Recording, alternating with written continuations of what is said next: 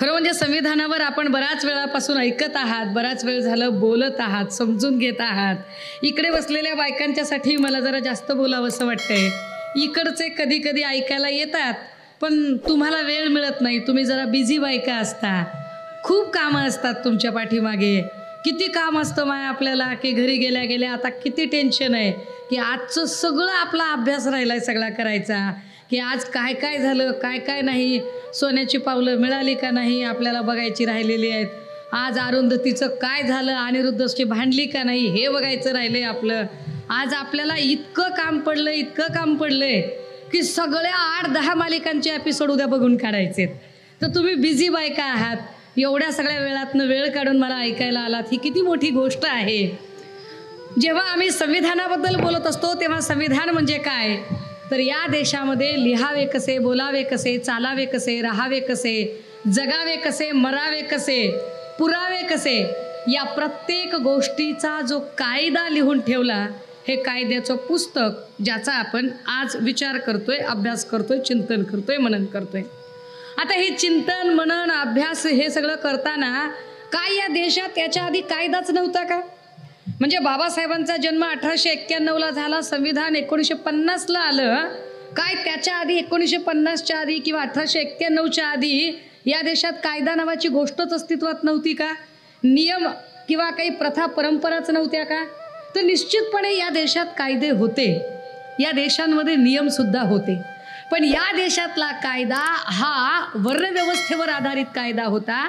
या देशातला कायदा हा जात व्यवस्थेवर आधारित कायदा होता. या देशातला कायदा हा वन मॅन वन व्हॅल्यू, किंवा जसं सुनील भैयांनी सांगितलं की इंग्लंडमध्ये प्राणतत्व सांगितलं, everyone is equal before law, कायद्यासमोर सगळे समान असतील, या पद्धतीचा कायदा भारतात नक्कीच नव्हता. म्हणजे भारतातला कायदा कसा असेल मग, की भारतातल्या कायद्यामध्ये त्यावेळची परिस्थिती काय होती की अस्पृश्याच्या माणसाकडून जर चुकून एखाद्या मायमाऊलीकडे जर त्याच्याकडून काही चूक झाली, त्याच्याकडून काही जर कमी जास्त बोलणं झालं तर त्याला देहदंडाची शिक्षा होईल. पण जर वाईस वर्सा एखाद्या ब्राह्मण वर्गातील पुरुष असेल आणि त्याने एखाद्या अस्पृश्य वर्गातील महिलेची छेड काढली किंवा अगदी तिची मानहानी जरी केली तर त्याला 18 रुपये दंड देऊन सोडावे. म्हणजे ज्याच्या खिशात 36 रुपये असतील तो 2 वेळा छेडखानी करू शकतो. One who has a paying capacity of 36 rupees he can torture her at twice. तो 2 वेळा छेडू शकतो, तो 2 वेळा तिला बर्बाद करू शकतो. हा जो असमानतेने भरलेला कायदा आहे, हा कायदा मोडीत काढण्याचं काम या देशात आत्ता असणाऱ्या संविधानाने केलं. हे संविधान येण्यासाठी सुद्धा अनेक गोष्टी, अनेक टप्पे व्हावे लागले. हे संविधान येत असताना आपल्याला याची कल्पना असली पाहिजे की संविधान निर्माण करणारी जी समिती असते तिला आपण संविधान सभा म्हणतो. या देशाला एका नव्या संविधानाची गरज आहे असं पहिल्यांदा इथं 1922ला मांडलं होतं, ते अर्थात बॅरिस्टर मोहनदास करमचंद गांधी यांनी. 1922ला ते म्हणतात की या देशाला संविधानाची गरज आहे. 1934ला कम्युनिस्ट लीडर, ज्यांना आम्ही साम्यवादी नेते असं म्हणतोय, मानवेंद्रनाथ रॉय यांनी सांगितलं की संविधान सभेची किती गरज आहे आणि हा ठराव मांडलाच पाहिजे. यावर मानवेंद्रनाथ रॉय आपलं म्हणणं मांडतात. 1934लाच पाटण्यामध्ये काँग्रेस कार्यकारिणीची एक बैठक पार पडली आणि काँग्रेस कार्यकारिणीच्या बैठकीत संविधान सभा गरजेची आहे, संविधान सभेवर चिंतन झालं पाहिजे, संविधान सभा अस्तित्वात झाली पाहिजे, यासाठीचा प्रस्ताव मांडला गेला आणि मंजूर केला गेला. 1938ला नेहरू असं म्हणणं मांडतात की संविधान सभा तर झाली पाहिजे, पण ती प्रौढ मताधिकार पद्धतीने अस्तित्वात आली पाहिजे आणि सगळ्यांच्या विचार विमर्शाने संविधान सभा आली पाहिजे. ही करत असताना ते असं सांगतात की संविधान सभा मांडत असताना किंवा निवडत असताना त्यात भारतातलेच लोक असावे, भारताच्या बाहेरचे लोक असू नयेत. मग 1940ला लॉर्ड लिनलिथगोचं एक म्हणणं येतं आणि ते असं सांगतात की भारतीयांच्यासाठी घटना तयार करण्यासाठी संविधान सभा असली पाहिजे. याला ते तत्वता मान्यता ब्रिटिश गव्हर्नमेंटकडून घेतात. याच्या पुढे अजून एक काही फेरबदल होत आहेत. 1946ला कॅबिनेट मिशन प्लॅनने शेवटी संविधान सभेची निर्मिती केली. 9 डिसेंबर 1946ला संविधान सभेची पहिली बैठक पार पडली. 11 डिसेंबरला राजेंद्र प्रसाद हे या संविधान सभेला अध्यक्ष लाभले होते. उपाध्यक्ष होते हरेन कुमार मुखर्जी आणि सल्लागार होते BN राव.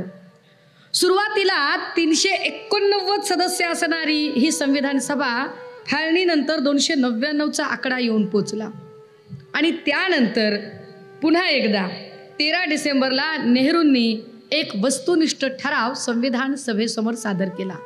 हा वस्तुनिष्ठ ठराव फार महत्त्वाचा आहे, कारण याच वस्तुनिष्ठ ठरावाचं पुढे एडिटिंग करून संपादन करून संविधानाच्या पहिल्या पानावर त्याला प्रास्ताविक म्हणून स्थान मिळालं. आपण ज्या प्रास्ताविकेचं वाचन करतो त्याचे मूळ लेखक अर्थात जवाहरलाल नेहरू. ही संविधान सभेची प्रास्ताविका ही सगळ्यात महत्त्वाची, जगाच्या पाठीवरची सगळ्यात सुंदर प्रास्ताविका समजली जाते. कारण 395 कलम, 8 परिशिष्ट, 22 भाग, एवढा सगळा व्यापक पसारा एका इतक्या कमीत कमी शब्दात एका पानावर आणण्याचं कसब या प्रास्ताविकेने साधलं होतं. यात अजून एक गोष्ट झाली होती की या जी सुरुवातीची जी संविधान सभा होती किंवा जी घटना समिती होती त्यात जे सदस्य आले होते, या सदस्यांमध्ये जी अनेक नावं होती. पुढे 22 जुलै 1947ला या देशाचा राष्ट्रध्वज काय असला पाहिजे यावर चर्चा झाली. हे जरा समजून घेण्यासारखं आहे की मी असं बऱ्याचदा बोलताना म्हणते की बाबासाहेबांनी घटना लिहिली, पण घटना लिहिताना घटनेच्या पानावर बुद्ध पेरला. हा घटनेच्या पानावर बुद्ध पेरणं म्हणजे काय आहे बघा. तर जेव्हा या देशाला राष्ट्रध्वज दिला गेला तर राष्ट्रध्वज ते सांगताना ट्राय कलर अर्थात 3 रंगाचा सांगतात, पण हा राष्ट्रध्वज 3 रंगांचा नाही, तो 4 रंगांचा येतो. आणि याच्यामध्येही वरचा रंग भगवा जो त्यागाचं प्रतीक, धर्माचं प्रतीक नव्हे, अजिबात नव्हे, धर्माचं प्रतीक नव्हे. हे प्रतीक ही एक परंपरा आहे. जर याला कोणी तर म्हणेल की नाही हे अमक्याचा धर्माचा आहे, तर बुद्धांच्या चिवराचा रंग भगवा आहे म्हणून आम्ही त्याला त्याही पद्धतीने घेऊ शकू ना. परंतु याला धार्मिक रंग न देता भगवा रंग हा इथला त्याग, इथल्या अनेक शूरवीरांनी केलेलं आपल्या प्राणांचं अर्पण, ह्या सगळ्या गोष्टींची त्याला परंपरा होती.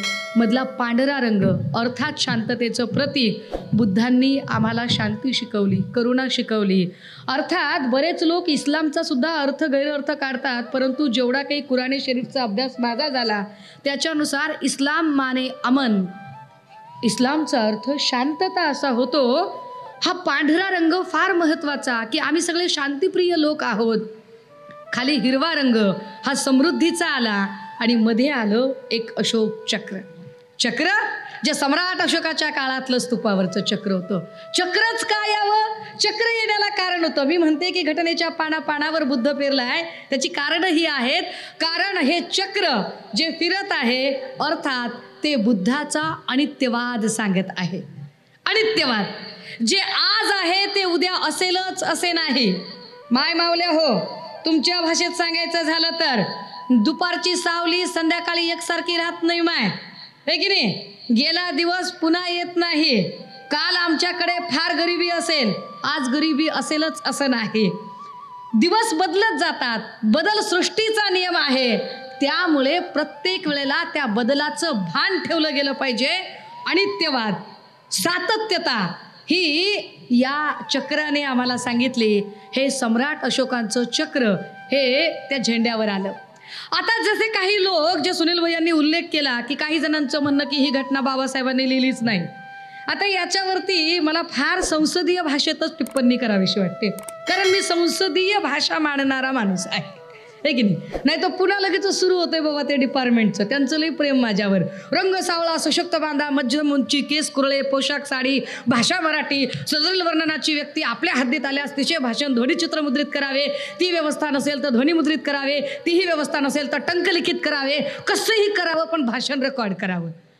मी असा विचार केला की त्यांना तेवढा ताणच घेऊ द्यायचा नाही, आपणच आपला मोबाईल लावायचा आणि आपलं भाषण रेकॉर्ड करून ठेवायचं. उद्या त्यांना परेशानी नको की तुम्ही असंच बोललात, तुम्ही तसंच बोललात. आमच्याकडे प्रूफ आहे की आम्ही कसं बोललोय. आम्हाला कायद्याचा आदर करायचा कळतो, कारण कायदा आमच्या बापाने लिहिलेला आहे, कळतो आम्हाला तो. आता जे लोक असं म्हणतात की ही घटना बाबासाहेबांनीच लिहिली, बाबासाहेबांनी लिहिली कशावरून, त्यांना माझा सरळ साधा प्रश्न आहे.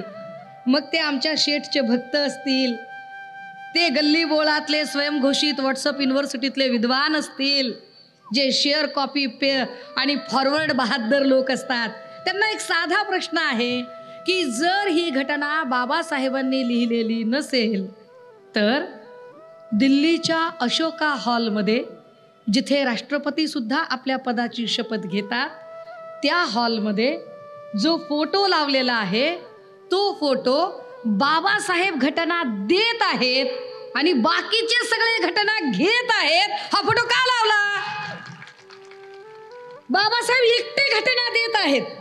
जर तुम्हाला आक्षेप असेल तर तो फोटो तिथे लावायची हिम्मत करणाऱ्यांना विचारा. हा फोटो आम्ही लावला नाही रे, आम्ही गावगाड्या बाहेरची माणसं, तुमचेच होते आजे पण जे फोटो लावणारे. किमान त्यांनी तरी तेवढी इमानदारी दाखवली, तो फोटो लावला होता तिथं. बाबासाहेब या घटनेसाठी काय कष्ट घेतात त्याचा हा फार मोठा पुरावा. आता ज्यांचं पोट शूळ उठतं, ज्यांच्या पोटात दुखतं की नाही म्हणून आम्हाला हे मान्य नाही, तुम्हाला मान्य असो की नसो, कारण होतं काय माहितीये का, बऱ्याचदा आता बाबासाहेबांमुळे आम्ही सुद्धा चार चाकीतनं फिरायला लागलो. कालपर्यंत ज्यांच्या पायात चपला नव्हत्या, अनवाणी पायांनी फिरत होती, ती माणसं आता गाडीच्या काळ्या काचा वर करून आपल्या चारचाकी आलिशान गाड्यांमध्ये फिरायला लागली. ज्याने त्याने आपापल्या परंपरेनुसार आपापल्या अस्मिता पाळायला सुरुवात केली. कुणी गाडीच्या मागे बघतोस काय मुजरा कर अशा स्टाईलचं लिहायला सुरू केलं, कुणी काही. आम्ही आमच्या गाड्यांवरती अशोक चक्र टाकायला सुरुवात केली. चक्र बघून बऱ्याच जणांना असं मळमळायला लागलं. त्यांना कितीही मळमळलं, त्यांना कितीही दुखलं, त्यांना कितीही खुपलं, त्यांना कितीही रुतलं, तरी त्यांची अडचण अशी आहे की या देशाचा पंतप्रधान पॅन्टवाला असो, धोतरवाला असो, लुंगीवाला असो, राजकारण कायम आतल्या खाकी चड्डीने केलंय, असं आमचं अत्यंत धाडसी विधान आहे. आता हे जे काही पंतप्रधान किंवा वेगवेगळ्या पदावरची लोक येतात आणि ते वेगवेगळी आयडिओलॉजी घेऊन येतात, ते आणि त्यांचे फॉलोअर्स, ते आणि त्यांचे भक्त, ते आणि त्यांचे चेले चपाटे, यांना कितीही ते चक्र नकोसं असलं तरी सुद्धा दिल्लीच्या लाल किल्ल्यावर 15 ऑगस्ट आणि 26 जानेवारीला त्यांची इच्छा असो की नसो त्याच अशोक चक्राला सॅल्यूट ठोकावा लागतो. ही ताकद असते या घटनेची, आणि ही ताकद असते बाबासाहेबांनी पानापानावर पेरून ठेवलेल्या बुद्धाची. तो बुद्ध पेरून ठेवलाय बाबासाहेबांनी. आता हा पानापानावर पेरून ठेवला बुद्ध 29 ऑगस्ट 1947ला मसुदा समितीचं निर्माण होतं. मी त्याच्या तपशिलात जाणार नाही, कारण सुनील भैयांनी त्याच्यावरती बऱ्यापैकी मांडणी केली, सो मी तो वेळ दुसऱ्या एखाद्या मुद्द्यासाठी देईन. मसुदा समितीच्या अध्यक्षस्थानी अर्थात बाबासाहेब येतात, तर त्याच्या सदस्य म्हणून डॉक्टर मुन्शी, आलादी कृष्णस्वामी अय्यंगार, गोपालस्वामी अय्यंगार, मोहम्मद सादुल्ला, टी कृष्णम्माचारी, एन माधवराव येतात. पण म्हटल्यासारखं टी कृष्णम्माचारींचं निधन झाल्यानंतर डी पी खेतानांच्या मृत्यूमुळे टी कृष्णम्माचारी, तर BC मित्तलांनी राजीनामा दिल्यानंतर एन माधवराव त्या ठिकाणी येतात. अशी माणसांची अदलाबदल होत राहते. बाबासाहेब मात्र कॉन्स्टंट काम करत राहतात. कॉन्स्टंट काम करण्याचं एकच कारण आहे की बाबासाहेबांना माहिती आहे, नजर हटी दुर्घटना घटी. मुझे मेरे समाज के लिए ये करना ही करना है, वो करना ही पडेगा. विजय सुरवाडेंनी ज्या आठवणी लिहिल्या आणि नानकचंद्र रतूंनी ज्या आठवणी लिहिल्या ना, त्यातलं एक पत्र मला फार आवडतं. एका पत्रामध्ये माई आंबेडकर विवाहाच्या आधी बाबासाहेबांना एक पत्र लिहित आहेत, आणि पत्र लिहिताना त्या विचारत आहेत की आप कानपुर गए कितने दिन हो गए और आपने अब तक एक भी पत्र नहीं लिखा. बाबासाहेब तिकडनं पत्राला उत्तर देताना सांगता आहेत कि मैंने पहले ही आपको कहा था कि मैं बहुत व्यस्त हूँ, मैं इन चीज़ों के लिए मेरे पास कतई कतई समय नहीं है, अब भी समय है, सोच लो, तुम अपना इरादा बदल सकती हो। मैंने पहले ही तुम्हें कहा है कि मेरे जीवन में सबसे पहले अगर कोई है तो वो मेरा समाज है। मैंने पहले ही कहा है कि मेरे जीवन में सबसे पहले अगर कोई है तो मेरा समाज है। समाज के लिए, इस समाज को मुख्य धारा में लाने के लिए जो काम मैंने हाथ में लिया है वो दूसरे स्थान पर आता है, वो भारत का संविधान है। यह भारत का संविधान लिखने के लिए मुझे बहुत सारे देशों के अलग अलग कानूनों का चिंतन करना पड़ेगा, इसलिए तीसरे स्थान पर आती है वो मेरी किताबें है। चौथे स्थान पर रामू ने छोड़ी हुई जिम्मेदारी अर्थात बच्चे हैं, चौथे स्थान पर। त्यावेळेला त्या पुन्हा एकदा पत्र वाचून माई आंबेडकर त्यांना पत्र लिहित आहेत कि आपने यहाँ तक कहा ठीक है कि पहले स्थान पर तो समाज है, दूसरे समाज पर समाज के लिए हाथ में लिया काम संविधान है, तीसरे स्थान पर उसके लिए आवश्यक किताबें हैं, चौथे स्थान पर बड़ी दीदी ने छोड़ी हुई जिम्मेदारी है। लेकिन मैं ढूंढती रही खुद को कि मैं कहाँ हूँ, मैं ढूंढती रही मैं कहाँ हूँ। आणि बाबासाहेब अतिशय सुंदर उत्तर देतात। जे लोक अत्यंत व्यक्तिद्वेषाने पेटलेले आहेत ना, त्यांना सुद्धा ते उत्तर कळावं। बाबासाहेब असं लिहित आहेत की मूड स्त्री कभी विवाह की व्याख्या भी समझ ले कि जब मैंने यह कहा है और तुम पूछती हो कि मैं कहाँ हूँ, तो मैं तुम्हें बता दूं ये सारी चीजें करने के लिए जो ऊर्जा मुझे चाहिए वो ऊर्जा तुम हो। बहुत बड़ी बात है हे समजून घेणं, हे समजून घेणं म्हणजे त्या बुद्धत्वाच्या त्या करुणेच्या पातळीवर जाणं आहे। बाबासाहेब संविधानाचं काम हातात घेतात ते फक्त आणि फक्त तुम्हाला मला मुख्य प्रवाहात आणण्यासाठी, तुमचा माझा जीवन स्तर वाढवण्यासाठी, हा जीवन स्तर वाढवण्यासाठी ते काम करत राहतात। 24 जानेवारी 1950 ला अखेरची बैठक होते। 395 कलम, 8 परिशिष्ट, 8 अनुसूची आणि 22 भाग, निर्मिती खर्च एकूण 64 लाख रुपये असं हे संविधान तयार झालं। काय आहे या संविधानाच्या सुरुवातीला? अर्थात त्याची प्रास्ताविका, ज्यावर आमचे शब्बीर भाई बोलले। प्रास्ताविकामध्ये जे प्रास्ताविक वस्तुनिष्ठ ठराव म्हणून नेहरूंनी मांडलं होतं, या प्रास्ताविकाला परत एडिट केलेलं आहे। या प्रास्ताविकेचे पुन्हा 3 भाग झाले। यूपीएससी एमपीएससी करणाऱ्या पोरांनी हे लक्षात ठेवावं की याच्यावरती हमखास प्रश्न विचारले जातात। ह्या प्रास्ताविकाचे 3 भाग होतात। त्यातला पहिला भाग ओरिजिन ऑफ द कॉन्स्टिट्यूशन, दुसरा भाग nature and scope of the constitution, तिसरा भाग aims and objects of the constitution. Origin of the constitution ही घटना तयार कोणी केली? जेव्हा घटना समितीची बैठक चाललेली होती त्यावेळेला घटना तयार कोणी केली, सुरुवात कशी करायची? वेगवेगळ्या धर्माचे लोक, वेगवेगळ्या धर्माचे प्रतिनिधी आपलं आपलं घोडं दामटायचा प्रयत्न करत होते। काही हिंदू प्रतिनिधी होते, ते म्हणत होते करा की सुरुवात, सर्वसाक्षी ईश्वराला प्रमाण मानून। नेहरू आणि बाबासाहेब सांगतात नाही, नाही चालणार असं, कारण सर्वसाक्षी ईश्वराला प्रमाण मानून असं म्हटलं तर ईश्वराला मानणारे लोक फक्त या संविधानाला मानतील, बाकीचे लोक काय करतील? मग काय करायचं? मग त्याच वेळेला शीख प्रतिनिधी उठतायत, ते सांगतायत अरे तो कर दो ना, वाहेगुरु की खालसा वाहेगुरु की फतेह। नहीं जमेगी बात, फिर सिर्फ गुरु ग्रंथ को मानने वाले लोग ही शायद उसे मानेंगे, बाकी लोग कहाँ जाएंगे? मुस्लिम प्रतिनिधी उठून सांगता है अल्लाह को हाजिर नाजिर मान के ऐसी शुरुआत की जाए, नहीं होगी मंजूर बात, क्योंकि जो लोग अल्लाह और परवरदिगार को मानते हैं, जो उठते बैठते बिस्मिल्लाहिर्रहमानिर्रहीम अलहम्दुलिल्लाह रब्बिल रहमान रहीम लीला लीला लिल्लाह मोहम्मद या रसूलुल्लाह की आयात जपते हैं, शायद वो लोग इसे मानेंगे, लेकिन जो लोग इसके खिलाफ है वो लोग कैसे मानेंगे? क्या करना चाहिए? मग त्यावेळेला बुद्धिस्ट प्रतिनिधी तर नव्हते, कारण 56च्या नंतर बुद्धिझम आपल्याकडे आला। बाबासाहेब सांगताहेत की असा कुठल्याही धर्माच्या प्रेषिताच्या प्रमुखाच्या नावाने ही सुरुवात करता येणार नाही, कारण ही घटना कुठल्याही देवाने, देवाच्या दूताने, प्रेषिताने, आकाशातल्या बापाने अशी कुणीही तयार केली नाहीये। ही घटना तुमच्या माझ्यासारख्या जिवंत हाडामासाच्या 2 हाताच्या 2 पायाच्या माणसांनी माणसांची माणसांसाठी तयार केलेली ही घटना आहे। आणि म्हणून आमचे इंद्रजित भालेराव मास्तर मराठवाड्यातले सांगतात, इथे फार सूत्रसंचालक सुंदर सुंदर कविता सांगत होते, आवडत होत्या त्या. आमचे भालेराव मास्तर म्हणतात, मानसाने माणसाला माणसाची रीत द्यावी, माणसाने माणसाला माणसाची प्रीत द्यावी. ही माणसाने माणसाला माणसाची रीत देणारी, ही रीत देणारी घटना प्रास्ताविकेची सुरुवात म्हणून केली गेली. आम्ही भारताचे लोक, आम्ही हिंदू नव्हे, आम्ही मुसलमान नव्हे, आम्ही ख्रिश्चन नव्हे, आम्ही शीख नव्हे. आणि बाबासाहेबांच्या डोक्यात जर धर्माभिमान असतात ना, तर म्हटलं असतं आम्ही बौद्ध पण म्हणत नाहीयेत. हा पुरावा आहे. बाबासाहेब मोदी शेठ तुमच्यापेक्षा 1000 पटीनं मोठे देशभक्त असल्याचा, पहिल्यांदा आणि शेवटी भारतीय असल्याचा, की ते सांगताहेत आम्ही भारतीय लोक, आमच्या प्रती. हे संविधान कोण तयार केलंय? आम्ही भारतीय लोकांनी तयार केले. कसं तयार केलंय?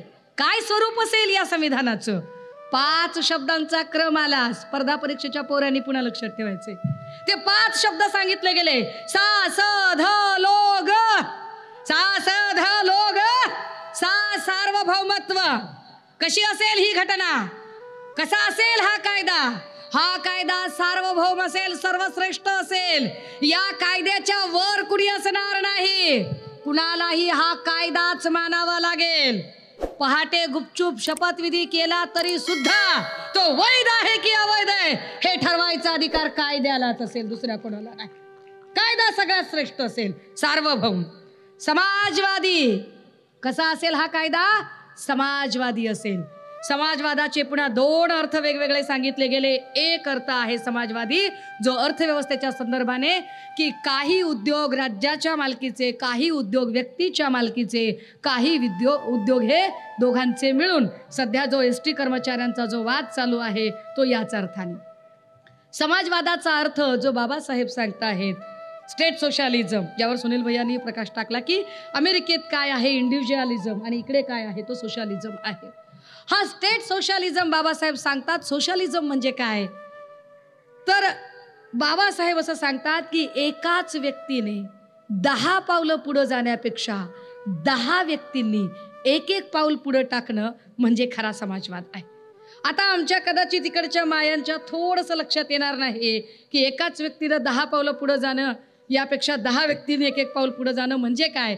तुम्हाला समजेल अशा भाषेत जरा सोपं करून सांगायचा प्रयत्न करते. माया हो, तुमच्यापैकी काही जण जर कामधंदा करणारे असतील, शेतावर जाणारे असतील, मोलमजुरी करणारे असतील, तर काय होतंय माहितीये का? आपण कुठतरी शेताकडे चाललेलो असतो, उन्हाळ्याचे दिवस असतात, हे ऊन डोक्याला लागत असतं, डोकं तापत असतं, पाय भाजत असतात, सगळं अंग घामानं भिजलेलं असतं, जीवाची घालमेल होत असते, घसा कोरडा पडलेला असतो, कुठेतरी सावली मिळेल का असं आपल्याला वाटायला लागतं. रस्त्यात काही बांबू दिसतात, केकताडीचे बांबू असतील ना इकडं विदर्भात, चिकार मिळतात नाही हे की नाही. बांबू किती उंच असतात? बांबू अशी अशी अशी अशी अशी अशी उंच असतात की असं बघायला गेलं तर असं डोकं म्हणजे आपली नजर पोचत नाही, इतके बांबू उंच असतात. उंचच उंच वाढणारा बांबू. असं एखादी माऊली म्हणते का, हे चला गे लय ऊन लागायला लागले, चला जरा बांबूच्या सावलीला जाऊन बसू. बांबू कितीही उंच वाढला तरी बांबूच्या सावलीला कुणीही बसत नाही, कारण बांबू एकटाच वाढतो, त्याचा दुसऱ्याला फायदा होत नाही. बांबू व्यक्तिवादी आहे.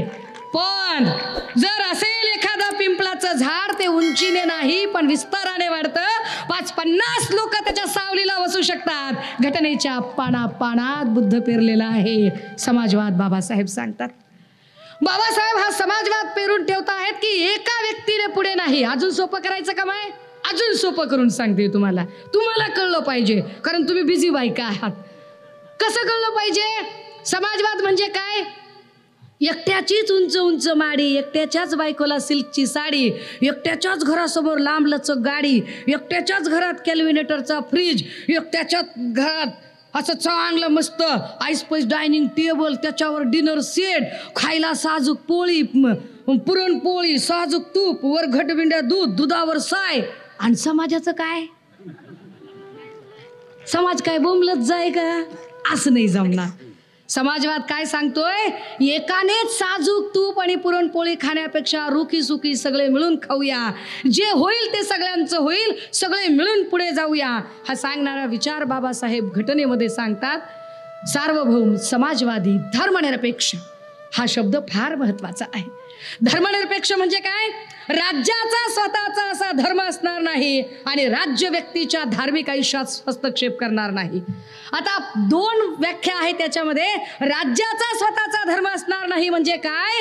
तर नीट समजून घ्या की बघा, तिबेट, नेपाळ, श्रीलंका ही सगळी, भूतान, चायना ही सगळी राष्ट्र स्वतःला बौद्ध राष्ट्र समजतात. Iran, Iraq, Israel, Pakistan, Afghanistan ही राष्ट्र स्वतःला इस्लामिक राष्ट्र समजतात. अमेरिका, इंग्लंड ही राष्ट्र स्वतःला ख्रिश्चन राष्ट्र म्हणवतात. भारत असा कुठल्याही धर्माच्या नावाने ओळखला जात नाही. खबरे, चेले, चपाटे भक्त त्यांना कळलं पाहिजे की भारत असा कुठल्याही धर्माच्या नावाने ओळखला जात नाही. As per Indian constitution article 1, the name of this country will be India, India that is a Bharat. या देशाचं नाव संविधानानुसार भारत असणार आहे, ते दुसरं असूच शकत नाही. आता लय असे व्हॉट्सअप युनिव्हर्सिटीतनं तयार झाले जेव्हा हिंदुस्तान हिंदुस्तान करतात ना, तेव्हा त्यांना साधा प्रश्न विचारायचा की दादा, चॅनल तुमचे, टेव्या तुमच्या, केबल तुमचे, ते शेट त्याचे मालक अदानी अंबानी तुमचे. मग जेव्हा क्रिकेटची मॅच चालू असते तेव्हा क्रिकेटच्या मॅचचा स्कोअर लिहिताना ते स्कोअर भारत विरुद्ध पाकिस्तान, भारत विरुद्ध हे असं कसं काय लिहितात? त्यांनी हिंदुस्तान विरुद्ध पाकिस्तान का लिहित नसतील बरं? ते भारत विरुद्धच लिहितात, कारण भारत हाच शब्द कॉन्स्टिट्युशनल वर्ड आहे. हे लक्षात आलं पाहिजे.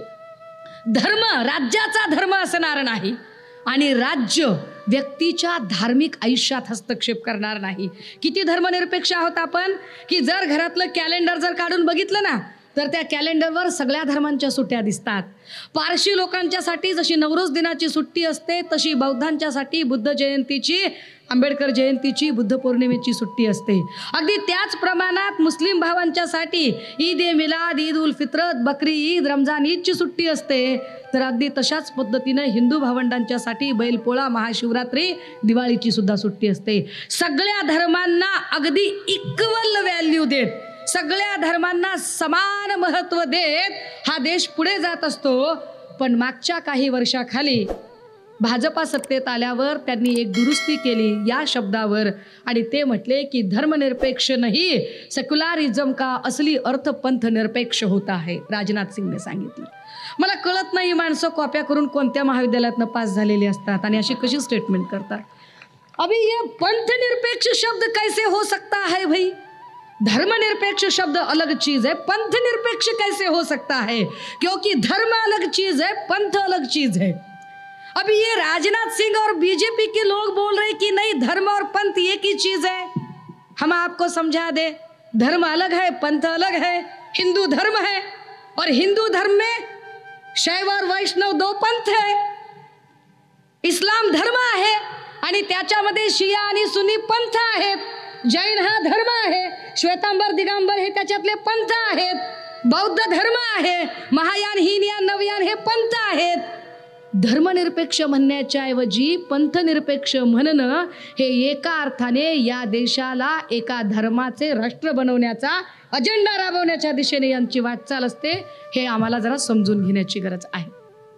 अजून जरा पुढे जाऊया. सार्वभौम, समाजवादी, धर्मनिरपेक्ष, लोकशाही कसं असेल हे राज्य? ही घटना कशी असेल?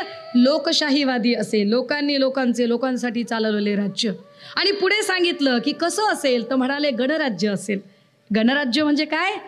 तर राजाच्या पोटी नाही, राजा मतपेटीतून जन्माला यायला हवा. राजा तुमच्या माझ्यातनं तयार झाला पाहिजे.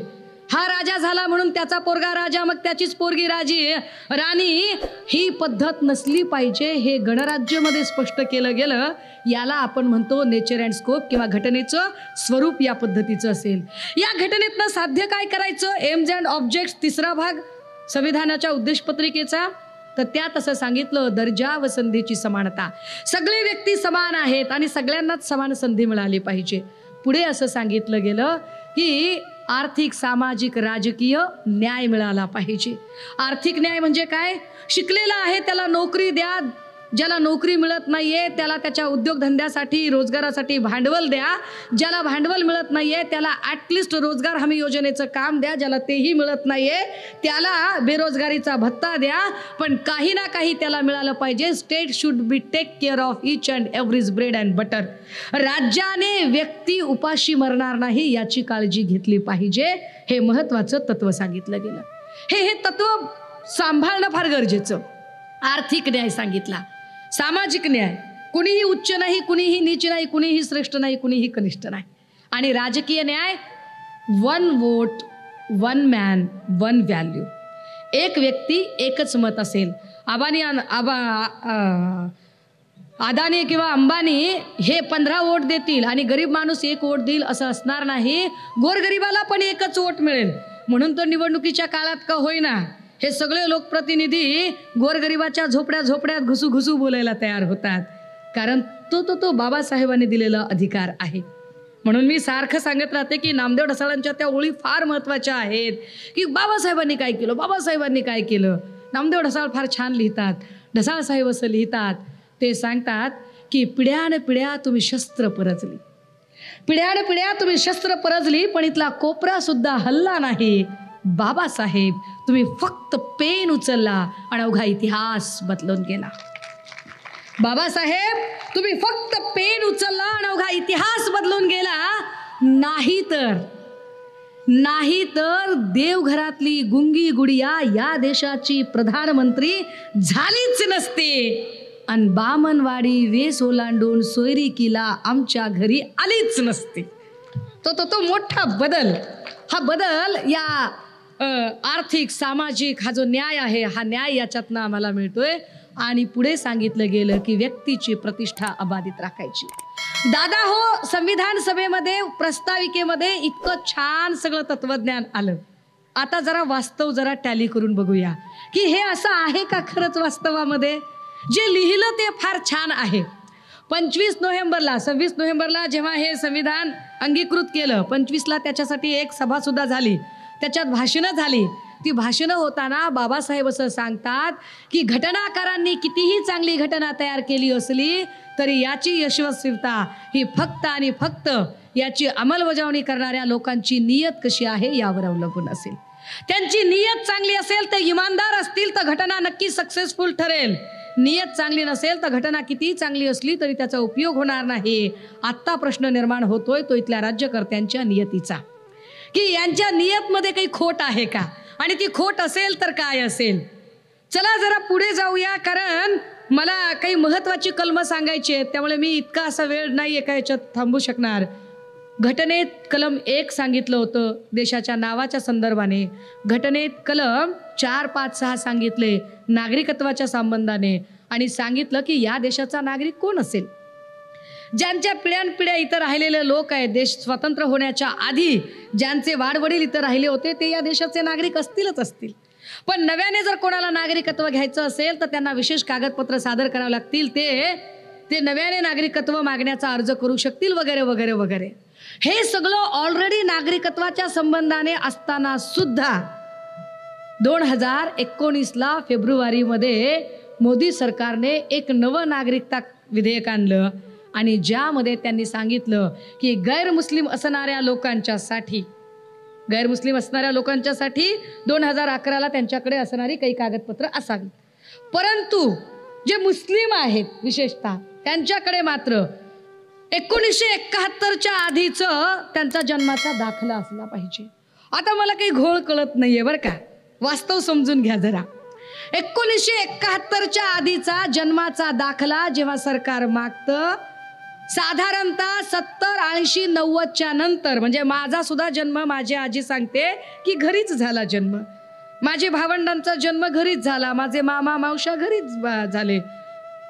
दवाखान्यात डिलिव्हरी होण्याची जी काही पद्धत आहे किंवा ही जी काही सुरुवात आहे ही साधारणतः 1980-90च्या काळातली आहे.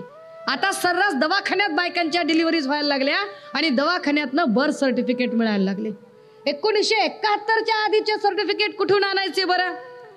आमचे बर्थ सर्टिफिकेट सोडा दादा, ज्या मोदी शेठने कायदा केला त्यांचं बर्थ सर्टिफिकेट तरी असेल का बरं? आता आम्हाला त्यांच्या बर्थ सर्टिफिकेट पर्यंत अजिबात पोचायचं नव्हतं, पण त्यांच्या एंटायर पॉलिटिकल सायन्सच्या डिग्रीचं सर्टिफिकेटच अजून आम्ही बघितलं नाही, त्यामुळे त्या सर्टिफिकेटवर पण शंका घ्यावी लागते. बात निकलेगी तो दूर तलक जाएगी. अगर तुम हमसे इतना बोलोगे तो हम तो सूद समेत हिसाब वसूल करेंगे ना भैया. अपने बाप की बेटी है तो हिसाब तो वसूल करेंगे हम. आता जर पुढे जाऊया की हे जे नागरिकता विशोधन विधेयक ते आणतात आणि या विधेयकानुसार जाणीवपूर्वक जर आपल्या लक्षात आलं असेल, एकीकडे घटना सांगते की व्यक्तीची प्रतिष्ठा आणि प्रत्येकाला समान संधी, समान दर्जा दिला गेला पाहिजे, परंतु जेव्हापासून मागच्या 5-10 वर्षाच्या काळातली जर एकूण कायदे करण्याची जर पद्धत बघितली तर जाणीवपूर्वक एक धर्म टार्गेट करून कायदे केलेत की काय असं चित्र दिसतं. मग त्यातलं ट्रिपल तलाकचं विधेयक असेल, त्यातलं नागरिकता संशोधन विधेयक असेल, त्यातलं 370चं आत्ताचं विधेयक असेल, बीफ पाबंदीवरचं, एकीकडे घटनेतलं कलम 19 सांगतं आम्ही काय खावे, आम्ही काय प्यावे, आम्ही काय ल्यावे, हा आमचा अधिकार असेल, हे आमचं स्वातंत्र्य असेल. हे सरकार कसं काय ठरवू शकतं की तुम्ही हे खायचं नाही आणि तुम्ही ते खाणार नाहीत? म्हणजे बाबासाहेबही जेव्हा घटना लिहितात किंवा एक नीतिशास्त्र म्हणून, तत्व म्हणून बाबासाहेब सांगतात की ठीक आहे, गोहत्या आपल्याला बैल जपायचा आहे, पण जपायचा आहे म्हणजे काय करायचं आहे? तर त्यांची नीती वेगळी होती, त्यांचा विचार वेगळा होता की अरे तो कृषीसाठी आवश्यक गोष्ट आहे, तो शेतकऱ्याचा मित्र आहे वगैरे वगैरे. परंतु ज्यांनी कधीच बैलाचं गाईचं शेण काढलं नाही, त्यांना कधी शेतात चारायला नेलं नाही, ते आम्हाला शहाणपण शिकवायला लागले की हे करायचं नाही आणि ते करायचं नाही. ते आम्हाला गोमूत्राचे फायदे सांगायला लागले. हाईट बरं का, जे गोमूत्राचे फायदे सांगणाऱ्या त्यातल्या एक कोणीतरी होत्या, कोरोना गोमूत्राने जातो असं सांगणाऱ्या प्रज्ञाजी नंतर स्वतःच ऍडमिट झाल्या होत्या. हे फार वाईट होतं. अवघड आहे. मला आता त्या खोलात जायचं नाही कारण ते फारच मग जास्त निघेल. दादा हो, याच्यातली एक जर कलम बघितली तर मला जरा प्रकरण 3 वरती थोडा फोकस करायला आवडेल. प्रकरण 3 मध्ये मूलभूत हक्क सांगितले गेले, जे मूलभूत हक्क कलम 12 आणि 13 व्याख्येवर खर्च झालं. कलम 14 everyone is equal before law, कायद्यासमोर सगळे समान असतील. पण आहेत कायद्यासमोर सगळे समान? वास्तव काहीसं वेगळंच आहे. वास्तवात कायद्यासमोर अजिबात माणसं समान दिसत नाहीयेत, कारण अंमलबजावणी करणाऱ्या राज्यकर्त्यांच्या नियतीत खोट आहे. साधं उदाहरण आहे बघा. दिल्लीमध्ये जेव्हा निर्भया कांड होतं त्यावेळेला असे मेणबत्त्या संप्रदाय उभे राहतात आणि मोर्चे काढायला लागतात. त्याच वेळेला तेव्हाच्या विपक्षी असणाऱ्या नेत्या स्मृती इराणीजी तत्कालीन प्रधानमंत्र्यांच्या अंगावर अशा बांगड्या फेकून वगैरे द्यायचं आंदोलन करतात आणि त्या सांगतात की यहाँ की बहु बेटी सुरक्षित नाही है वगैरे वगैरे वगैरे. हे दिल्लीचं निर्भया कांड झाल्यावरचं स्मृती इराणींचं स्टेटमेंट. त्याच स्मृती इराणी नंतरच्या काळात सरकार सत्तेवर आल्यावर मानव संसाधन विकास मंत्री होतात आणि कठुआमध्ये 8 वर्षाच्या चिमुरडीवर अत्याचार होतो. तेव्हा मात्र त्या अळीमिळी चुपचुळी करून बसतात. कुठे असतो कायदा सगळ्यांच्यासाठी समान? तेव्हा मात्र कुणीही बोलत नाही. उलट त्याला जबाबदार असणारा बीजेपीचा आमदार सेंगर, त्या सेंगरला वाचवण्यासाठी पुन्हा भाजपचेच लोक मोर्चे काढायला लागतात. हे किती वाईट आहे. इथे कुठे कायदा सगळ्यांच्यासाठी समान न्याय देतोय? म्हणजे घटनेत अत्यंत सुंदर आणि उदात्त तत्व सांगितलेलं, वास्तवात मात्र प्रॅक्टिस काहीशी वेगळीच दिसते. कलम 15 ने सांगितले सर्वांना समान संधी दिली पाहिजे. कलम 16 ने सांगितलं भेदभाव करायला नाही पाहिजे, परंतु भेदभाव तर केला जातो. समान संधी मिळतच नाही. कुठे समान संधी प्रवेशाची मिळते? अजूनही एखाद्या मंदिरात एखादा मुस्लिमाचं पोरगं पाणी प्यायला गेल्यावर त्याला जीव जाऊस तर नागवा करून मारलं जातं आणि त्याचे व्हिडिओ सोशल मीडियावरती व्हायरल केले जातात. अजूनही इथे अमक्या अमक्या जातीतले तमक्या तमक्या धर्माचे लोक यांना मंदिराच्या चौथऱ्यावर प्रवेश मिळत नाही, सार्वजनिक पाणवठ्यावर ते जाऊ शकत नाहीत. अजूनही मुख्य प्रवाहात जाताना त्यांना निर्धोकपणे समाजात वावरता येत नाही. आरक्षण तेवढ्यासाठीच तर बाबासाहेब सांगतात ना, आरक्षणाची व्याख्या देतानाच ते सांगतात की निर्धोकपणे उतरण्याचे सामर्थ्य आणि मुख्य प्रवाहात येण्याची संधी मिळण्यासाठी हे आरक्षण गरजेचे आहे. दादा हो, अजूनही ती संधी मिळत नाही. अजूनही आम्ही निर्धोकपणे वावरू शकत नाही, ही आमची अडचण असते. थोडंसं जर पुढे गेलं तर कलम 17ने सांगितली अस्पृश्यता निवारण, ज्यावर नंतर 1989ला ॲट्रॉसिटी ॲक्ट तयार झाला. या ॲट्रॉसिटी ॲक्टला घेऊन आता फार उलटसुलट चर्चा त्यांनी सुरू केल्या. निमित्त आरक्षण मोर्चांचं काढलं, परंतु त्यांचा रोख मात्र ॲट्रॉसिटी रद्द करण्याकडे होता, हेही नंतर लक्षात आलं. या अस्पृश्यता निवारणमध्ये त्यांनी 5 प्रकारच्या बंद्या उठवायचं ठरवलं. घटनेने सांगितलं गावबंदी, स्पर्शबंदी, रोटीबंदी, लोटीबंदी, बेटीबंदी या 5ही प्रकारच्या बंद्या उठवल्या जातील. गावबंदी ही घटना अस्तित्वात येण्याच्या आधी लोकांना, अवर्णांना गावामध्ये प्रवेश बंद होता, तो इथून पुढे बंद असणार नाही. रोटीबंदी, भोजनालय सगळ्यांची वेगवेगळी असतील, हे आधी चालायचं, आता ते करता येणार नाही असं सांगितलं गेलं. लोटीबंदी, पाणवठे वेगवेगळे असतील, आता पाणवठे वेगवेगळे असण्याचं काही कारण नाही. पाईपलाईन एकच असते आणि एकाच टाकीतलं पाणी सगळ्यांच्या दारातनं जातं. गावबंदी, रोटीबंदी, लोटीबंदी आणि त्याचबरोबर स्पर्शबंदी उठवली गेली. स्पर्शबंदी, स्पर्शाचा विटाळ होत होता, हात लावायचा नाही, डोंट टच मी. नंतर एक काळ आला, टच मी बाबा, टच मीचा काळ आला. कायदा फार असा छानपैकी उत्क्रांत होत गेला. कलम 18ने सांगितले की इथून पुढे पदव्यांचे रद्दीकरण होईल.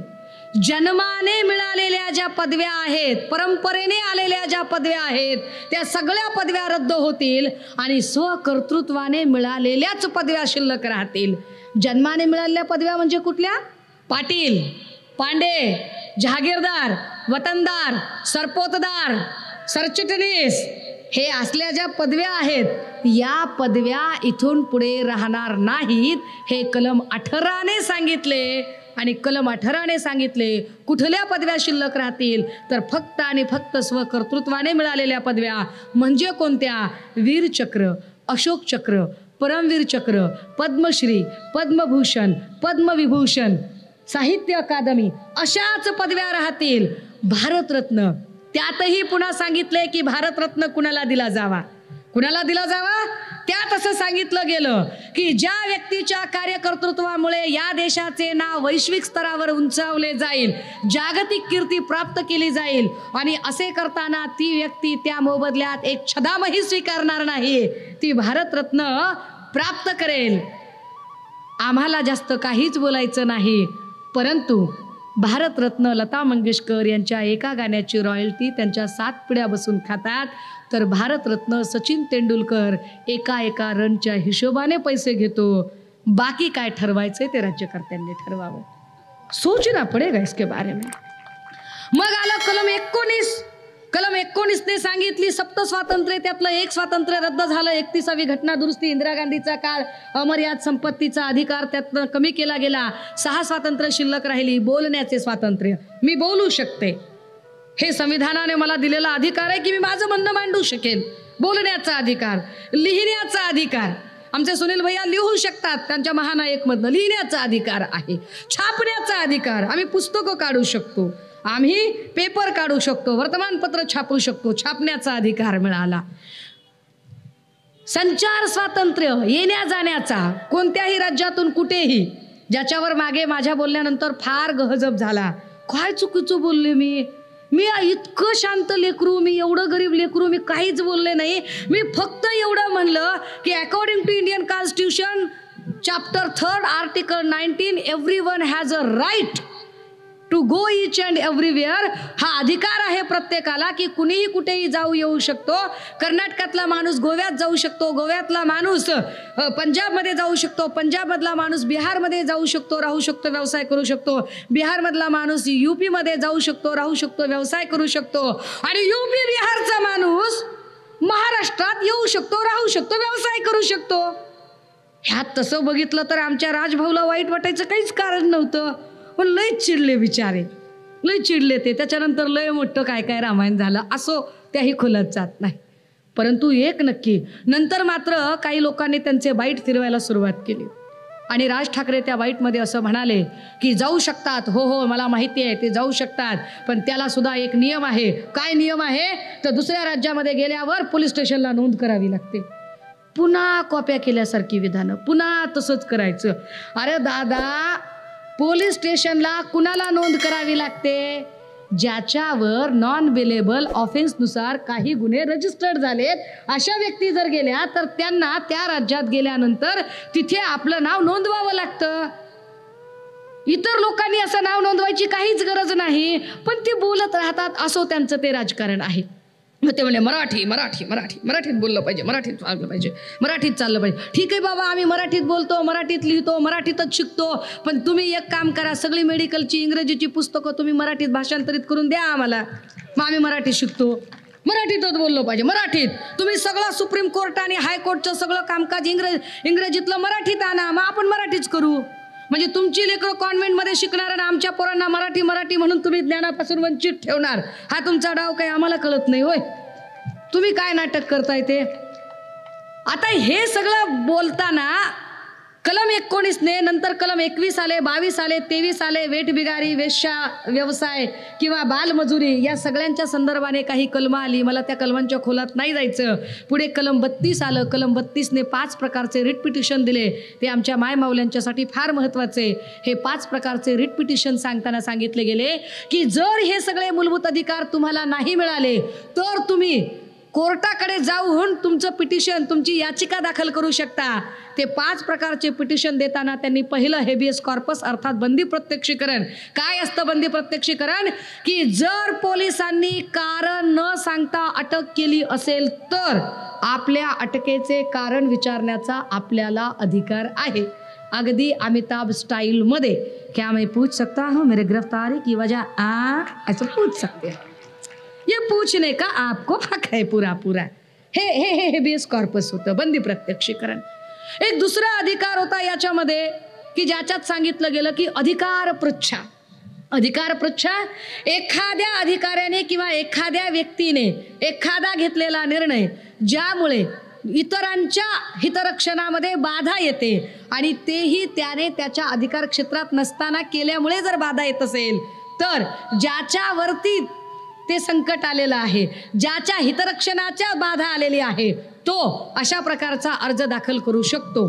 उदाहरणार्थ समजून घेण्यासाठी, समजा BEdची TETची परीक्षा दिली आहे आणि TETची परीक्षा BEdची दिली, आता त्याचा रिझल्ट येणार आहे, पण त्याच वेळेला कुठल्या तरी वैद्यकीय खात्यातला एखादा माणूस आहे त्याने शिक्षण खात्यातला रिझल्ट बदलायचा प्रयत्न केला आणि त्यामुळे शिक्षण खात्यातला ज्याचा रिझल्ट येणार आहे त्याच्या रिझल्टवर परिणाम होऊन त्याला ती नोकरी मिळाली नाही तर तो प्रश्न विचारू शकतो की बाबा तुमचा काय संबंध आहे, तुम्ही इकडे कशासाठी ढवळाढवळ करताय? कारण अहस्तक्षेपाचे तत्व या घटनेने स्वीकारलेले आहे. वेगवेगळ्या प्रकारचे 5 प्रकारचे हे अर्ज ज्याच्यामध्ये बंदी प्रत्यक्षीकरण असेल, अधिकार पृच्छा असेल, उत्प्रेक्षण नावाचा एक पिटिशन सांगितलं गेलं की खालच्या कोर्टातनं वरच्या कोर्टात अर्ज वर्ग करायचा. आपली जर केस खालच्या कोर्टात चालत असेल तर ती वरच्या कोर्टात वर्ग करण्याच्या संदर्भात अर्ज करणे, ज्याला आम्ही उत्प्रेक्षण म्हणतो, ही पिटिशन करता येऊ शकेल. आता हे सगळे पिटिशन कलम 32 नुसार करता येतात. म्हणून कलम 32ला बाबासाहेब स्वतः सांगतात की हा भारतीय राज्यघटनेचा आत्मा आहे. आता जो काही चित्रपट आला मला वाटतं तो आर्टिकल 32च्या संबंधाने आला. आर्टिकल 32चीच सगळी माहिती त्याने दिली, अर्थात मी तो बघितला नाही अजून. आता ही सगळी कलमं पुढे येत जाताना आमच्या सिद्धार्थदादांनी ज्याचा उल्लेख केला, कलम 51 अ की आपले जसे काही राईट्स आहेत तसे आपल्या काही ड्युटीज आहेत. त्या ड्युटीजमध्ये राष्ट्रध्वजाचा सन्मान करणे, देशाची एकात्मता सांभाळणे, पर्यावरणाचे संरक्षण करणे, आपल्या उदात्त परंपरा आणि आपलं जे कल्चरल हेरिटेज आहे त्याचं जतन करणे, वृक्षारोपण करणे, वृक्ष वाढवणे, या सगळ्या गोष्टी त्या ड्युटीजमध्ये आल्या. त्याहीपेक्षा जर अजून पुढे जाऊया, कलम 340, 41, 42 लिहिलं गेलं, जे म्हणतात की नाही, म्हणजे मी असं सहज गेले बरं का, एकदा कापड दुकानात सहज गेले. कापड दुकानात कपडे, तो वेगवेगळे कपडे दाखवत होता आणि एक अत्यंत सुंदर निळ्या रंगातली साडी होती. ती बघितल्याबरोबर ती बाई म्हटली, ई हा त्यांचा कलर कशाला दाखवलाय, ई नको. मला असं अरे म्हणजे कलर असे काही प्रायव्हेट लिमिटेड कंपनी आहे काय, असं कुठे असतं काय काहीतरी. काय झालं ताई, इतकं का किंचाळताय तुम्ही.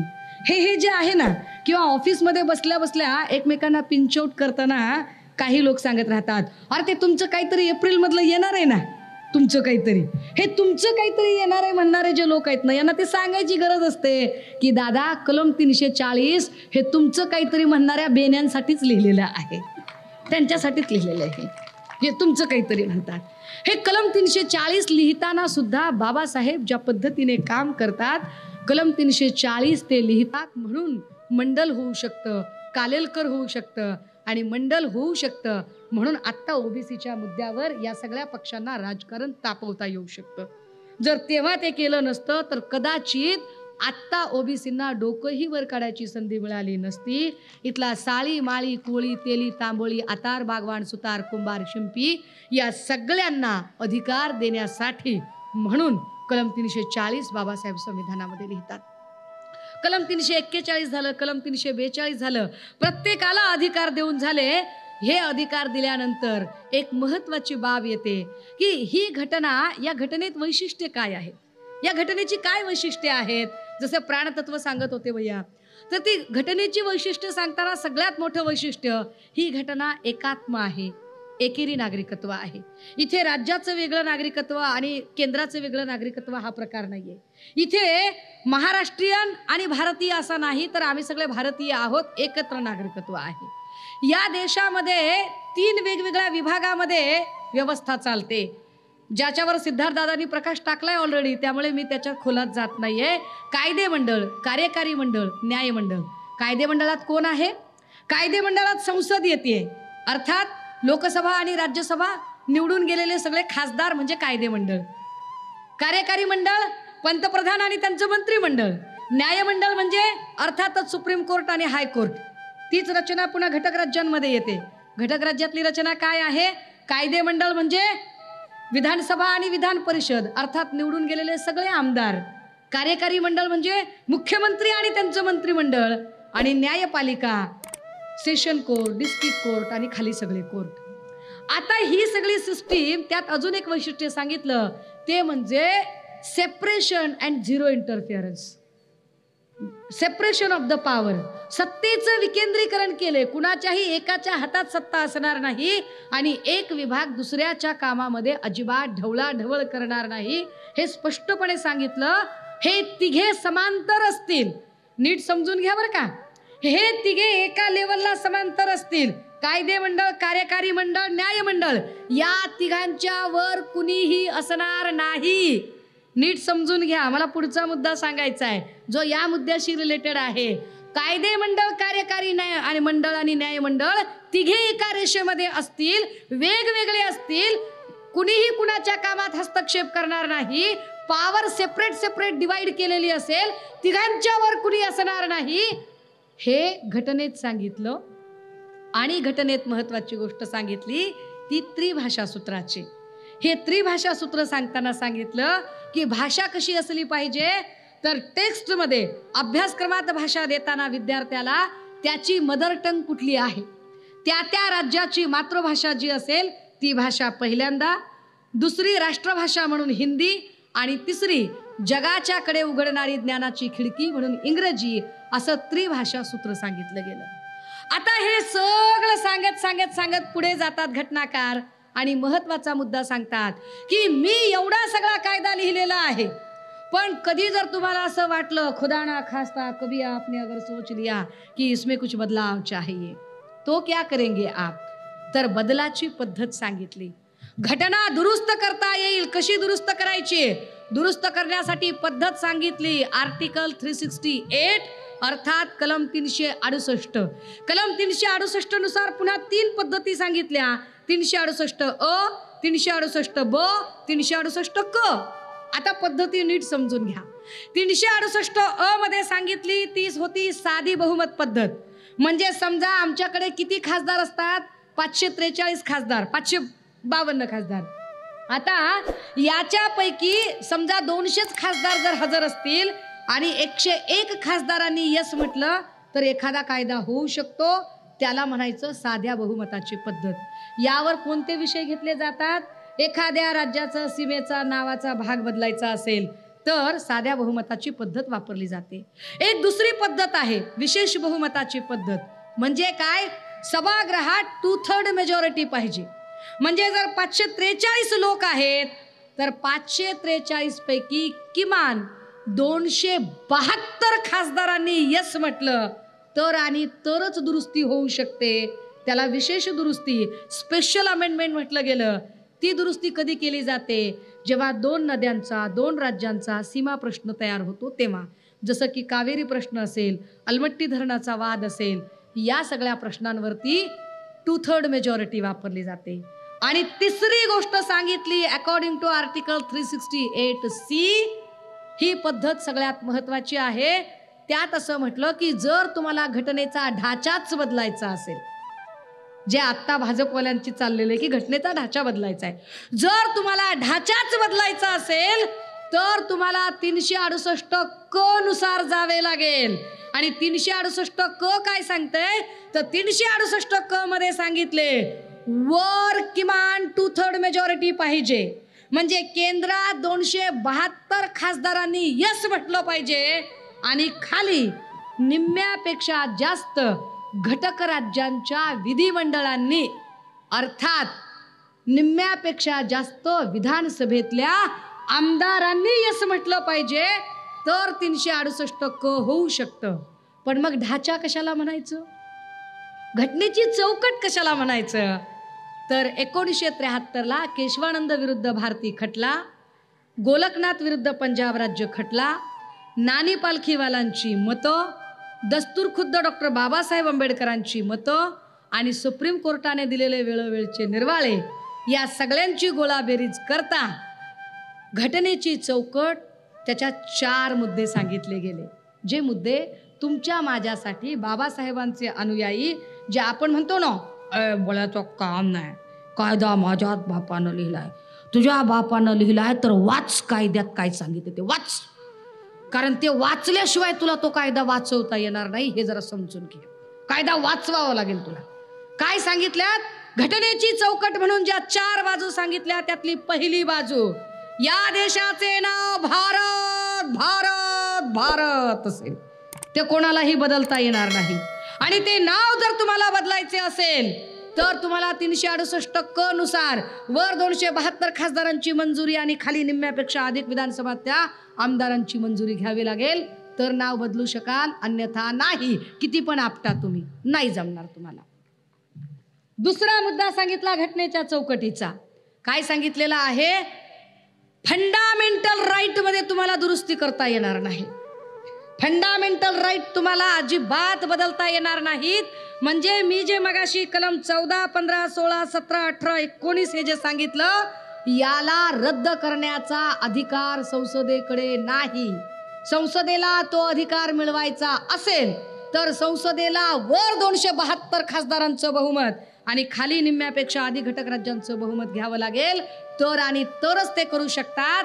ॲट्रॉसिटी कायदा कधीही रद्द होऊ शकत नाही, कारण तो कलम 17 वर आधारलेला आहे. कलम 17 फंडामेंटल राईट आहे आणि फंडामेंटल राईट ते काढू शकत नाहीत. ह्याला म्हणतात बाबासाहेबाचा कायदा. तिसरा भाग सांगितला घटनेच्या चौकटीचा. काय सांगितलंय तिसऱ्या भागामध्ये, सेपरेशनचं जे तत्व आहे ना, ते तत्व कुणालाही बदलता येणार नाही.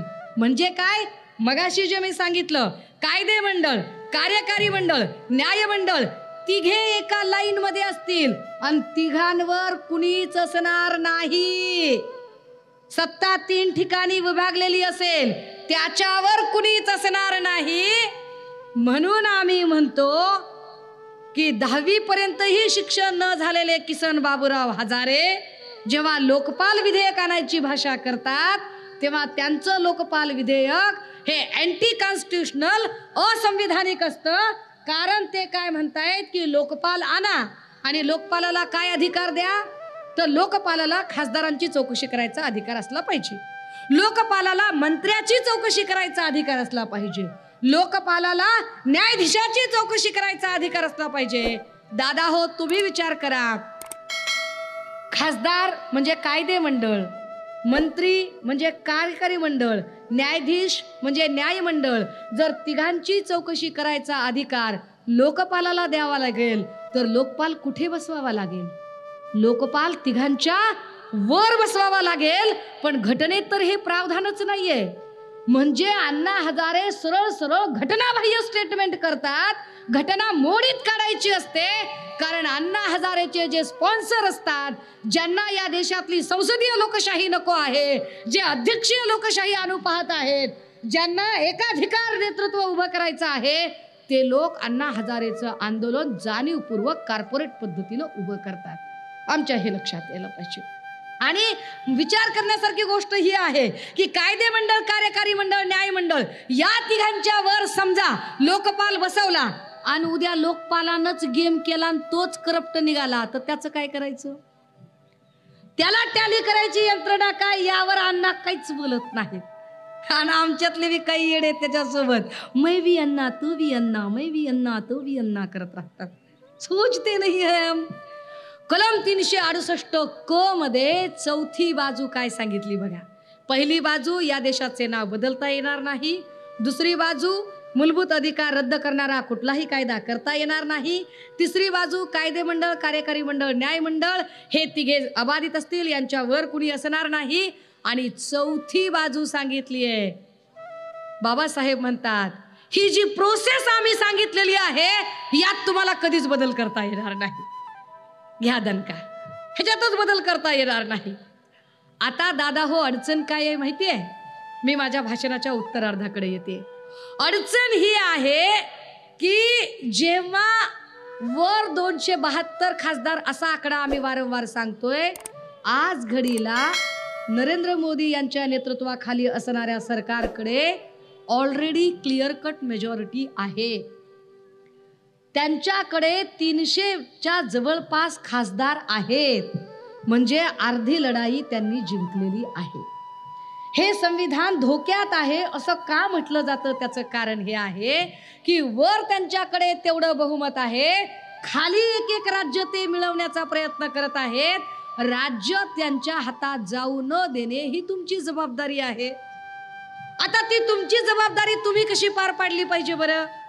तर तुमची जबाबदारी पार पाडताना सगळ्यात त्याची प्री कंडिशन ही आहे की तुम्हाला तुमची पिढी सशक्त बनवावी लागेल.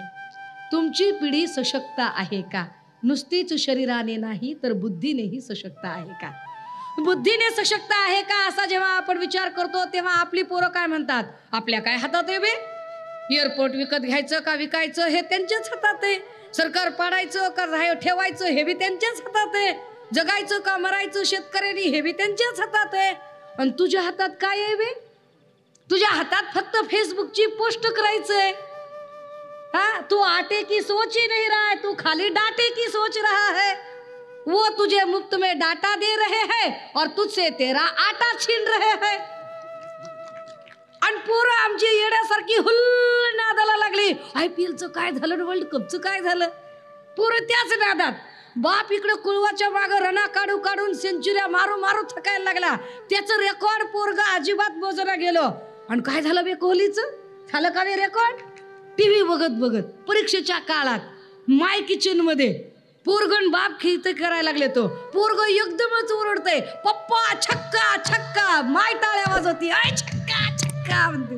काय धंदे चालले काय? कुठं चालले हम भीम के लगते जिगर, हम है किधर, सोचना तो पडेगा. जर हे संविधान वाचवायचं असेल तर आधी बौद्धिक सशक्त पिढी तयार करावी लागेल. सशक्त पिढी तयार करताना जाणीवपूर्वक आम्हाला ज्या माइंड एंगेजिंग टास्क ते देऊ पाहतायत त्या टास्कमधनं आधी बाहेर निघावं लागेल. त्या टास्कमधनं बाहेर निघताना आमच्या या ज्या सगळ्या मायमाऊल्या बसल्या आहेत त्या जरा इडियट बॉक्समधून बाहेर येण्याची गरज आहे. एवढे टास्क देऊन ठेवले की आमचा प्रयत्नवाद आमच्या हातातनं काढून घेतला. सोमवारी टीव्ही लावला, ओम नमः शिवाय. मंगळवारी जय माता की, बुधवारी जय गणेशा, गुरुवारी जय साई बाबा, शुक्रवारी माता की चौकी, शनिवारी जय हनुमान, रविवारी रामायण महाभारत ठरलेलंच आहे. डोकं कधी निघायचं? आणि पोरं सोरं सगळी क्रिकेटमध्ये अडकलेली. सोचेंगे कब, पडेंगे कब, पडेगा इंडिया तभी तो बडेगा इंडिया ना. पहिल्यांदा हे लक्षात ठेवावं लागेल. आमची पिढी आम्हाला सशक्त घडवायची असेल तर अजून एक गोष्ट करावी लागेल. माया हो, बाप हो, दादा हो, राजे हो. मी तुम्हाला राजे हो, राजे हो, राजे हो म्हणायले मगापासून. लक्षात घ्या, तुम्ही राजे आहात. बाबासाहेबांनी तुम्हाला राजे व्हायची मुवमेंट सांगितली. पोतराजासारखे नको वागायला, राजे बनूया. राजे होण्याची मुवमेंट समजून घेऊया. आणि जर राजे होण्याची मुवमेंट समजून घ्यायची असेल तर हे लक्षात ठेवावं लागेल की जेव्हा आमच्याकडे इलेक्शनच्या काळात पुढारी येतात ना, लीडर, तिकडनं लीडर येतात आणि त्याच्यासोबत आमच्यातले काही डीलर असतात. ते लीडर आणि डीलरची गाठ घालून जेव्हा आपल्याकडे येतात ना, तेव्हा आपल्यातले बसलेले त्याला सांगत असते, साहेब आम्हाला काही नको, काय करा साहेब, आमच्याकडे ना ते स्मशानभूमी आहे ना, त्याला कंपाऊंड वॉल पाहिजे. स्मशानभूमीला कंपाऊंड वॉल मागते. कशाला गरज आहे रे कंपाऊंड वॉलची? मध्ये असणारा काही बाहेर येणार नाहीये आणि बाहेरच्याला मध्ये जायची इच्छा नाहीये. कशाला कंपाऊंड वॉल लावतोय त्याला? स्मशानभूमीला कंपाऊंड वॉल द्या. स्मशानभूमीला कंपाऊंड वॉल. साहेब आम्हाला पुतळा द्या. साहेब पुतळा तयार झालाय त्याच्यावर छत्री द्या. साहेब आमच्याकडे त्या बुद्ध विहाराची कमान द्या. दादा हो, बुद्ध विहाराची कमान मागण्यापेक्षा सत्तेची कमान आमच्या हातात कशी येईल यासाठी प्रयत्न करावे लागतील. हे आम्हाला ह्याची कंपाऊंड वॉल द्या आणि त्याचा हे करा, या रस्त्याला ह्याचं नाव द्या, त्याचं नाव द्या. महापुरुषांची नावं रस्त्यांना देण्यापेक्षा महापुरुषांच्या रस्त्यांवरून चालणे जास्त महत्वाचे असते. हे एकदा आमच्या पिढीला समजावून सांगावं लागेल, कळावे लागेल.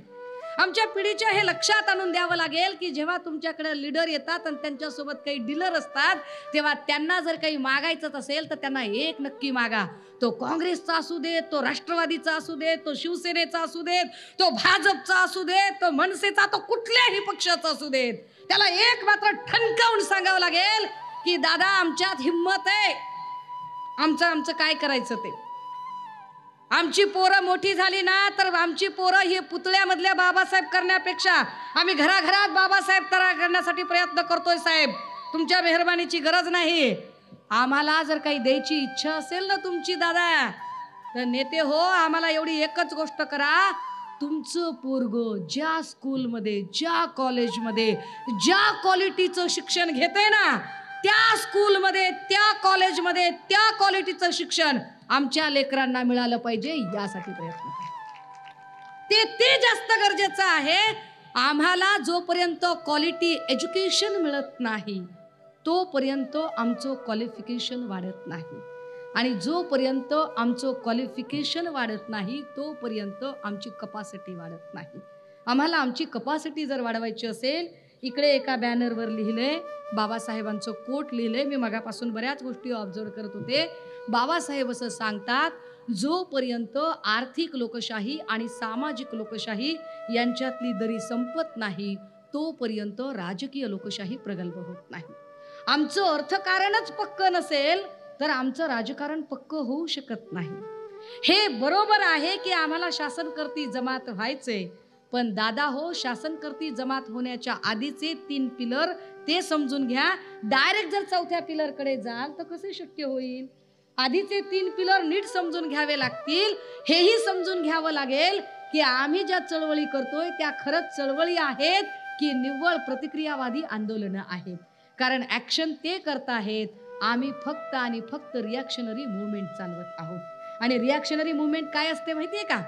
समजा तुम्हाला सर्दी झाली, समजा तुम्हाला ताप आला, तुम्ही ॲनासिन, विक्स ॲक्शन 500 किंवा एखादी अजून कुठली गोळी घेता. गोळी घेतल्यावर एखाद्याला त्या गोळीची ॲलर्जी होते, फुंसे येतात किंवा रॅशेस येतात, ती रिॲक्शन असते. पण फुलसे आणि रॅशेस येतात म्हणून कुणी औषध घ्यायचं थांबत नाही. औषध घेतलं जातं, कारण औषध घेतल्यावर तब्येत बरी होणार आहे. तब्येत बरी होणं ही परमनंट क्रिया आहे.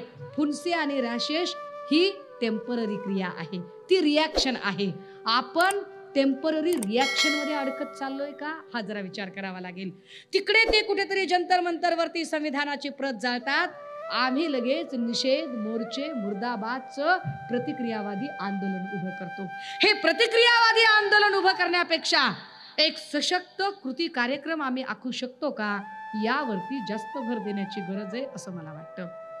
हे संविधान जर खऱ्या अर्थानं कामयाब बनवायचं असेल, इतकं सुंदर संविधान जर खऱ्या अर्थानं यशस्वी करायचं असेल, तर आम्हाला बाबासाहेबांचा ॲक्शन प्लॅन समजला पाहिजे.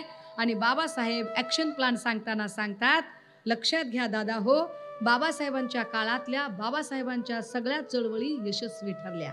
मग ती काळाराम मंदिराचा सत्याग्रह असो, महाडचा सत्याग्रह असो, मनुस्मृतीचं दहन असो, दीक्षा घेण्याचा कार्यक्रम असो, किंवा संविधान अर्पण करण्याचा, संविधान पूर्ण करण्याचा कार्यक्रम असो, बाबासाहेब प्रत्येक टप्प्यावर यशस्वी ठरले.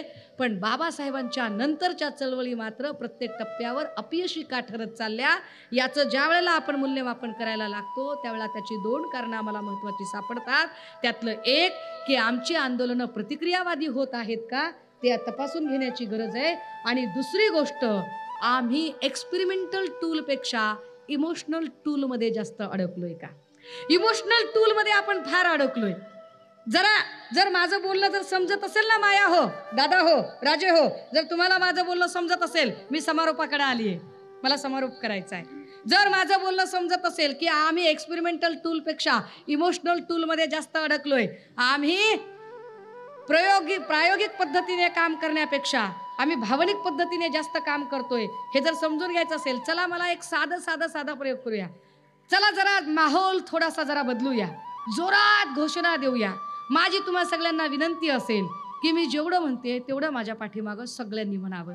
माझी सगळ्या पोरा टोरांना, सगळ्या आमच्या भावांना, सगळ्या आमच्या दादांना, काकांना, मामांना, नानांना, आजांना, वहिनींना, बहिणींना, आयांना एकच विनंती असेल की मी जेवढं म्हणते तेवढं माझ्या पाठीमागे सगळ्यांनी म्हणायचंय. एका आवाजात बोलूया, एका आवाजात दणक्यात बोलूया. हा आवाज घुमला पाहिजे, एकानेही लाजायचं नाही, संकोचायचं नाही. चला सगळ्यांनी मी जेवढं म्हणतेय तेवढं माझ्या पाठीमागं म्हणायचंय. मी जेवढं म्हणतेय तेवढं न लाजता सगळ्यांनी एका आवाजात बोलूया. बोला, विश्वरत्न डॉक्टर बाबा साहेब आंबेडकरांचा. थांबा, अरे 1.5 तास रक्त आटवलं रे, 1.5 तास रक्त आटवलं. मी म्हटलो की एक्सपेरिमेंटल टूलपेक्षा आम्ही इमोशनल टूलमध्ये अडकलोय. आणि शुद्ध मराठीत म्हटलं की मला तुमच्यावर प्रयोग करायचा आहे. शुद्ध मराठीत म्हटलं की मी जेवढं म्हणते तेवढंच माझ्या पाठीमागं म्हणा. एकदा सोडून 10 वेळा म्हणलं की मी जेवढं म्हणते तेवढंच माझ्या पाठीमागं म्हणा. मी म्हणलं डॉक्टर बाबासाहेब आंबेडकरांचा, पण मी इतक्या जोशमध्ये म्हणलं की मी आधी काय म्हणलंय ते तुम्ही विसरूनच गेला. फुल तॅश मध्ये आलात तुम्ही, इमोशनल झालात, लगेच जय म्हटलात. चला दादा हो, हरकत नाही तरीही आता मात्र नक्की जयकारच करूया. आता आपण घोषणा देऊया आणि जयच करूया, शुद्ध मराठी जयच करूया. आता चला सगळ्या महापुरुषांच्या नावाने घोषणा देऊयात आणि जय जयकार करूयात. आता खरंच जय जयकार करूयात. बोला, विश्वरत्न डॉक्टर बाबा साहेब आंबेडकरांचा, क्रांतिबा ज्योतिबा फुलेंचा, छत्रपती राजर्षी शाहू महाराजांचा, क्रांतिज्योती सावित्रीबाई फुलेंचा, राष्ट्रसंत गाडगे बाबांचा, रामदेव बाबांचा. ही अडचण आहे आमची. कळलं, आम्ही इमोशनल टूल मध्ये अडकलोय. लोक आम्हाला इमोशनली चार्ज करतात. लोक आधी आम्हाला भावनिक करतात, तापवतात, आम्ही फुल तॅश मध्ये येतो, मग आमच्या धमन्या तटतटायला लागतात, रक्त आमचं खवळायला लागतं, वहायला लागतं, खळखळायला लागतं, मेंदू तापायला लागतो, मेंदूच्या शिरा अशा एकदम तटतटायला लागतात आणि बरोबर ते मौका साधतात. दादा हो, महापुरुषांचा विजय असो म्हणायला हरकत नाही, पण जाणीवपूर्वक सुरुवातीला महापुरुषांची नावं घेऊन आम्हाला इमोशनल करून ते असं काही चार्ज करतात की नंतर निव्वळ गल्ला भरू आणि बैमान सेटिंग बेटिंग करणाऱ्यांचे सुद्धा जय जयकार करायला लावतात. अडचण तिथे आहे, आमची अडचण तिथे आहे. हे इमोशनल पॉलिटिक्स जे आहे, हे जे इमोशनल टूल आहे ते थांबवावं लागेल. एक्सपेरिमेंटल टूलकडे आम्हाला यावं लागेल. एक्सपेरिमेंटल टूलवर जोपर्यंत काम होत नाही तोपर्यंत चळवळी खऱ्या अर्थानं उभ्या राहणार नाहीत. त्या चळवळी उभ्या करण्यासाठी कटिबद्ध होणं जास्त गरजेचं आहे. ते का? कारण येणारा काळ अत्यंत धकाधकीचा आहे. या येणाऱ्या काळात या नव्या पिढीला बाबासाहेबांनी, राजर्षी शाहू महाराजांनी, क्रांतिबा ज्योतिबा फुल्यांनी जी धरोहर आम्हाला दिली, जी शिदोरी आम्हाला दिली, ती शिदोरी जर आम्ही पुढच्या पिढीला देण्यासाठी जर काबिल राहिलो नाही तर मग आमच्या जगण्याला काही अर्थ नसेल. म्हणून हे गरजेचं आहे की आम्ही आता तरी जागे होणं गरजेचं आहे. ते दरवेळेला टेस्ट घेतात, त्यांची लिटमस टेस्ट चालू असते आणि दुर्दैवाने तुम्ही त्यांच्या टेस्टमध्ये झोपलेले आढळता. जागे व्हा, विचार करा. वेगवेगळे हे जे काही राजकीय नेते आहेत हे सगळे आमच्यासोबत खेळत राहतात. महापुरुषांचं नाव तोंडी लावण्यासाठी घ्यायचं आणि यांचे हेतू यांनी साध्य करायचे. हा कावा जरा ओळखावा लागेल. संविधान वाचवायचे असेल तर संविधान अभ्यासावे लागेल. आजच्या संविधान दिनाच्या दिवशी आम्हाला काही संकल्प करूनही पुढे जावं लागेल. तो संकल्प अशा पद्धतीने करावा लागेल की एक, आमच्याकडे जितकी म्हणून विहारं आहेत, या विहारांमध्ये वंदना झाल्यानंतर रोज किमान एक कलम आम्ही जमलेल्या लोकांना समजावून सांगू शकू का? फक्त एक कलम आम्हाला समजावून सांगता आलं पाहिजे. एक दुसरी गोष्ट आम्हाला करता येईल का? गावागावातनं, घराघरातनं इथून पुढच्या निवडणुका EVM मशीनद्वारे नको तर त्या बॅलेट बॉक्सद्वारे झाल्या पाहिजेत. मतपेटीतनं निवडणुका झाल्या पाहिजेत, त्या मशीनवरच्या निवडणुका नको. यासाठी किमान एक पोस्ट कार्ड आम्ही राज्यपालांच्या नावे लिहू शकू का? ही चळवळ आता चालवणं गरजेचं आहे. बॅन EVMची मुवमेंट चालवल्याशिवाय गत्यंतर नाही तर त्यांच्या त्या 2/3 मेजॉरिटीचा जो भस्मासूर आहे, हा भस्मासूर इथपर्यंत पोचायला वेळ लागणार नाही, हे समजून घेण्याची गरज आहे. मी हे सगळं म्हणणं मांडताना फक्त आणि फक्त या संविधानाच्या हिताचा विचार करत म्हणणं मांडत राहिले. कुणाच्याही भावना दुखावण्याचा माझा अजिबात हेतू नाही. पण तरी सुद्धा जर कुणाच्या भावना दुखावल्या गेल्या असतील, कुणालाही वाईट वाटलं असेल, कुणालाही राग आला असेल, चुकून कुणाचाही उपमर्द झाला असेल, तर त्या सगळ्या महानुभावांची, विद्वानांची, वक्त्यांची, श्रोत्यांची, नेत्यांची, कार्यकर्त्यांची, खबऱ्यांची मी यक्काचीही माफी मागणार नाही. कारण एकदा बोलून पुन्हा शब्द परत घ्यायला मी काही अण्णा हजारे किंवा मोदी शेठ नाही की एकदा कृषी कानून करणार, पुन्हा मागे घेणार, पुन्हा स्वतःच माफी मागणार. हे असलं काही आपल्याला जमत नाही. इष्ट असेल ते बोलणार, साध्य असेल ते करणार. सरते शेवटी फक्त आणि फक्त या 2 ओळी मला जास्त महत्त्वाच्या वाटतात. हो कहीं पीड़ पर्वत सी पिघलनी चाहिए, हो कहीं पीड़ पर्वत सी पिघलनी चाहिए, इस हिमालय से फिर से नई गंगा निकलनी चाहिए.